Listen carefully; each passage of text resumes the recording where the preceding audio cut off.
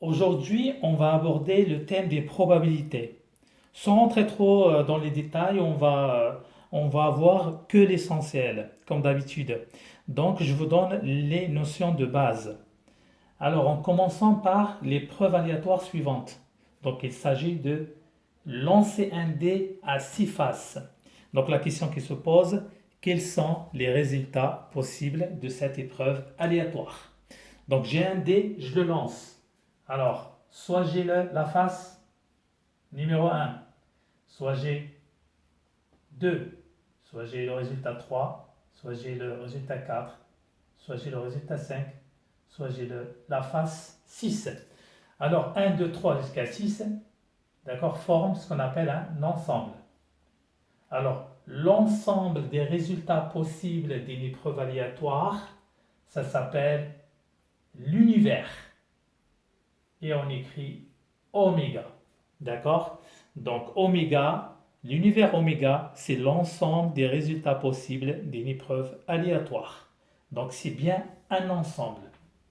Passons maintenant aux événements. C'est quoi un événement? Un événement, tout simplement, c'est une partie, d'accord, de l'univers. Donc l'événement lui-même, c'est un sous-ensemble de l'ensemble. Ça veut dire, si je prends par exemple 1, 2, 3, ça fait un ensemble plus petit que l'univers. D'accord?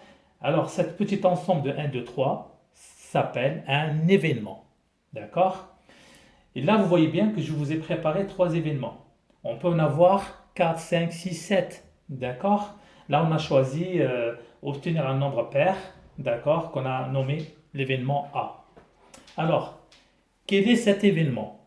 Vous savez bien que les nombres pairs, ce sont 2, 4, 6, 8, 10, 12, etc. Sauf que là, on est limité par, d'accord, l'univers oméga. Ça veut dire qu'on n'a pas le droit de dépasser le 6. Alors, A, dans ce cas-là, d'accord, les nombres pairs, donc on a le 2, le 4 et le 6. Voilà. Passons à l'événement B. Obtenir un multiple de 3. Quels sont les multiples de 3? Donc il y a 3 lui-même, parce que 1 fois 3, ça fait 3. Après, il y a le 6, le 9, le 12, le 15, etc. Donc nous, on fait donc le B, les multiples de 3. Donc on a 3, 6, c'est tout. On n'a pas le droit de parler de 9. Hein, il n'appartient pas à l'univers. Voilà. Passons à l'événement C. Obtenir un multiple de 4. Donc c'est la même chose. Les multiples de 4. Donc dans l'univers, il y a 4. D'accord? Et c'est tout. Parce que après, il faut passer à 8. Et 8, on sort de l'univers. Donc il n'y a que le 4. Juste une petite remarque. Vous voyez bien que l'événement C, il est constitué d'un seul élément. D'accord? Et il y a un seul résultat qui est le 4. Dans ce cas-là, on dit que c'est un événement élémentaire. D'accord? Un événement élémentaire, c'est un événement qui contient un seul élément. Alors, passons à cette notion-là. D'accord? C'est un A avec une barre. Donc, on dit A bar. Le A bar, c'est l'événement contraire de A. Ça veut dire que c'est les éléments qui n'appartiennent pas à A. D'accord? Et qui appartiennent à l'univers. Alors, voyons ces éléments-là. Donc, on a le A bar. D'accord? C'est un ensemble. OK? Donc, c'est un ensemble. Le A, ce sont les nombres pairs. 2, 4, 6. Le A bar, ce sont les nombres impairs. On a dit A bar, c'est l'événement contraire de A.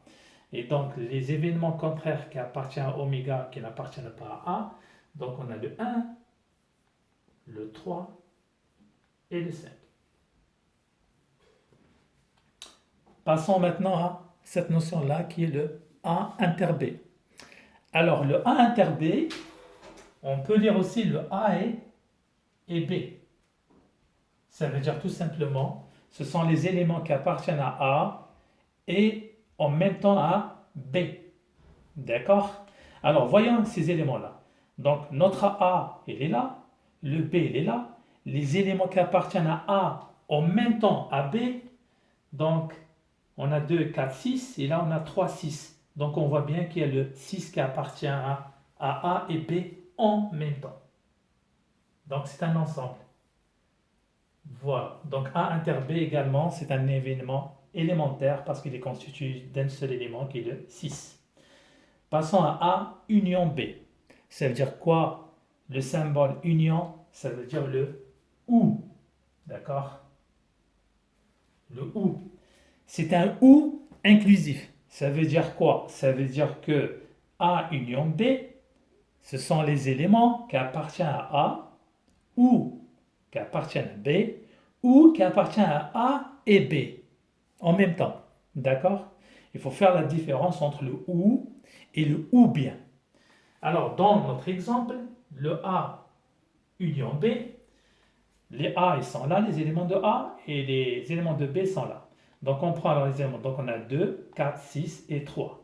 Le 6, on ne va pas le dire une deuxième fois, on l'a déjà dit. Donc, il y a le 2, le 3, le 4 et le 6. Voilà notre A union B. Passons maintenant à B inter C. Donc le B inter C, ce sont les éléments, on a dit, qui appartiennent à B et C. Donc notre B il est là et le C il est là. Quels sont les éléments qui appartiennent à B et C? Il n'y a aucun élément.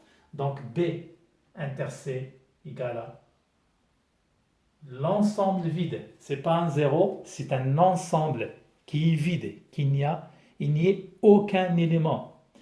Et on dit dans ce cas-là que B et C sont deux événements incompatibles.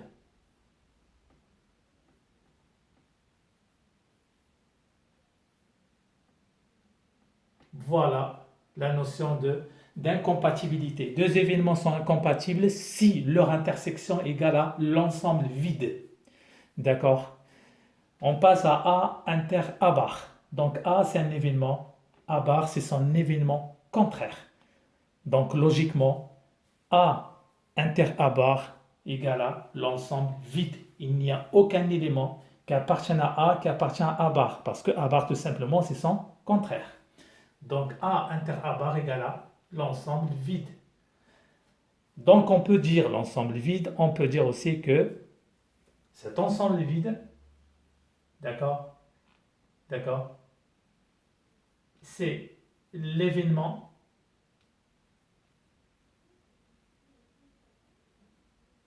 impossible. Voilà. L'événement impossible, d'accord, c'est l'ensemble vide. Il ne contient aucun élément. La dernière, A union A bar. Donc on prend les éléments de A et on prend les éléments qui n'appartiennent aussi à A. N'appartiennent pas à A. Ça veut dire quoi? Ça veut dire on prend tous les éléments qui appartiennent à oméga. D'accord? Et donc A union A bar égale à l'univers oméga. Donc ça, c'est toujours valable. Toujours. On prend n'importe quel événement, B par exemple, B union B bar égale à oméga. Toujours à l'univers. Oméga, on dit aussi que oméga est l'événement. Et l'événement.